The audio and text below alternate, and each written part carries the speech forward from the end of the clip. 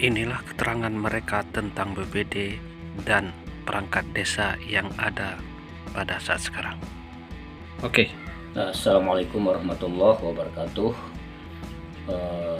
Alhamdulillah pada kesempatan ini mohon izin sedikit menyampaikan perihal PA BPD SI yang dipercayakan saya untuk memimpin, mengarahkan untuk melaksanakan program kerja, menyusun program kerja, dan tentu melaksanakan program kerja yang insya Allah akan segera kita susun bersama seluruh anggota Persatuan Anggota BPD seluruh Indonesia Kabupaten Kerinci.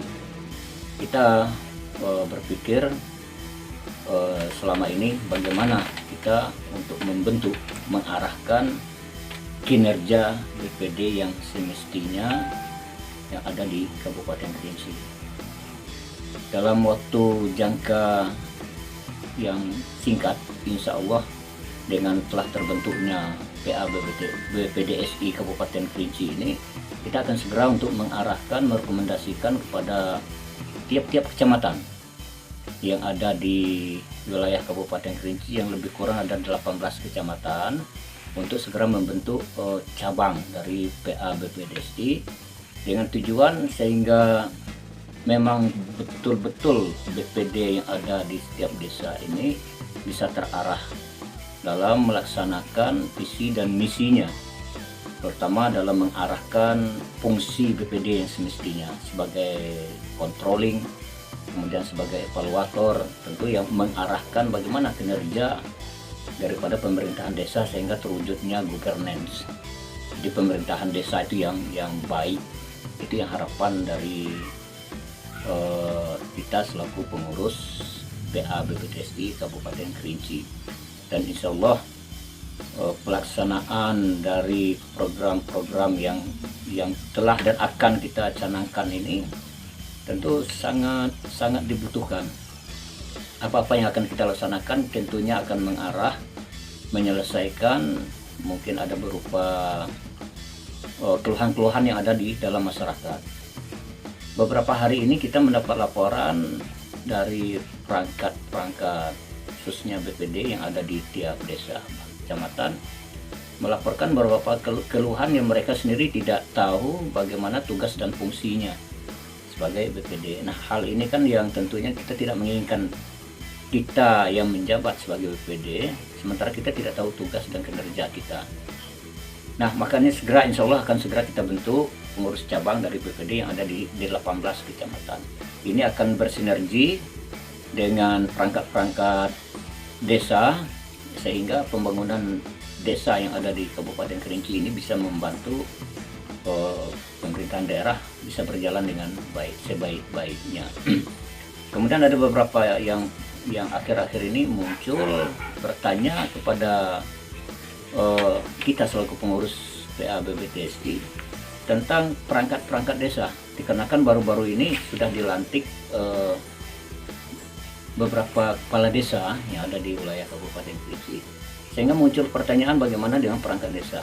Itu pun sendiri kita punya aturan dan undang-undang, tidak seenaknya, diberikan, tidak ada hak kuasa penuh bagi kepala desa itu untuk menghentikan, untuk menukar, tapi kita tetap berada pada aturan perundang-undangan yang ada, kecuali mungkin perangkat desa itu sendiri yang dituntut pada saat sekarang ini memang perangkat desa yang benar-benar bisa membangun desa. Kita zaman sekarang kan kita sudah berada di zaman digital, zaman serba IT, sehingga dituntutlah semua perangkat desa itu memang bisa menguasai dunia, dalam arti dunia digital.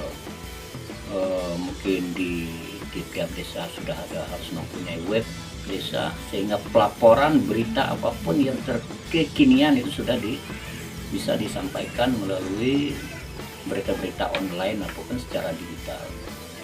Saya pikir itu yang dapat disampaikan saya ini. Mohon dukungan dari kita semuanya sehingga PA BPDSI Kabupaten Kerinci bisa bekerja dengan baik, menjalankan amanah yang diberikan oleh seluruh BPD ada dalam Kabupaten Kerinci ini untuk membantu pemerintah dalam membangun Kabupaten Kerinci ini untuk menjadi kabupaten yang jauh lebih baik.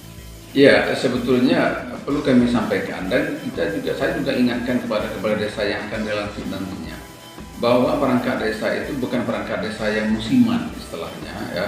Artinya bukan perangkat desa yang diangkat berdasarkan masa jabatannya, maksud saya masa jabatan kepala desanya, bahwa perlu kami sampaikan, kami ingatkan bahwa perangkat desa bukan hanya di Kabupaten Kerinci saja, aturannya jelas bahwa secara nasional bahwa sudah ada atur perangkat desa itu tidak boleh digantikan oleh kepala desa ketika ada penggantian pimpinan di desa itu.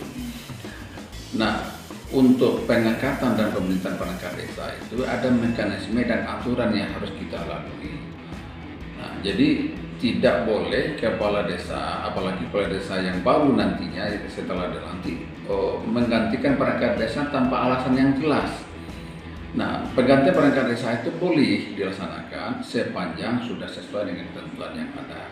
Jadi tidak boleh misalnya ketika kepala desa nanti perangkat desanya baru semua, tidak boleh seperti itu. Harus ada mekanisme dan aturan yang harus dilalui. Itu.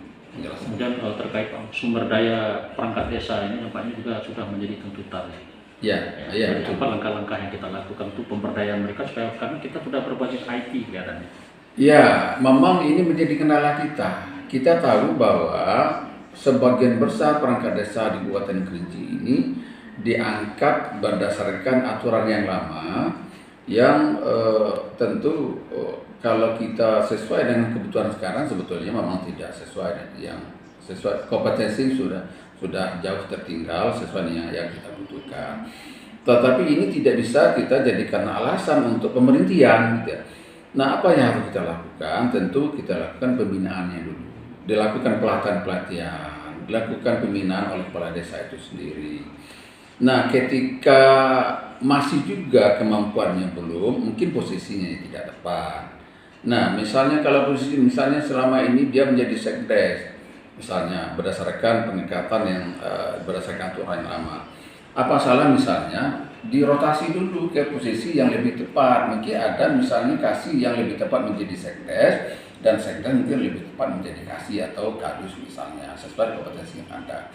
Nah, setelah itu masih juga belum kompetensinya tidak, memang betul-betul yang bersangkutan tidak punya kompetensi untuk melaksanakan tugas kita, ya ini perlu dilakukan evaluasi oleh kepala desa, baik itu evaluasi dari kehadirannya, ya, kemudian berdasarkan evaluasi kinerjanya. Nah, kalau memang tidak mampu melaksanakan tugas, kenapa harus kita pertahankan? Karena kepala desa juga punya tanggung jawab yang harus dilaksanakan. Nah, tanggung jawab ini berhasil atau tidak tanggung jawab kepala desa ini tentu berdasarkan kemampuan dari perangkat desa itu sendiri, gitu. Jadi inilah proses-proses yang harus dilakukan. Nah, pertanyaan berkaitan dengan kemampuan perangkat desa dan kalau kita lihat dari tugas-tugasnya sekarang memang ada persoalan yang harus kita hadapi. Nah, ini yang harus kita selesaikan, termasuk dinas dan itu sendiri. Nah, yang jadi kendala juga, kita sekarang ini kan masih dalam masa pandemi, sehingga kadang-kadang agak ada semacam keraguan di kita untuk mengumpulkan massa atau masyarakat dalam satu forum tertentu. Jadi ini juga menjadi kendala kita. Nah, ini kita coba cari solusi seperti apa yang harus kita lakukan. Bintang dan pelihatan itu penting dalam rangka kita meningkatkan kapasitas dan kemampuan perangkat desa, ini penting. Nah, kalau masalah COVID juga harus penting kita perhatikan. Nah, ini yang harus kita pikirkan bersama-sama gitu. Bagaimana harus kita laksanakan sehingga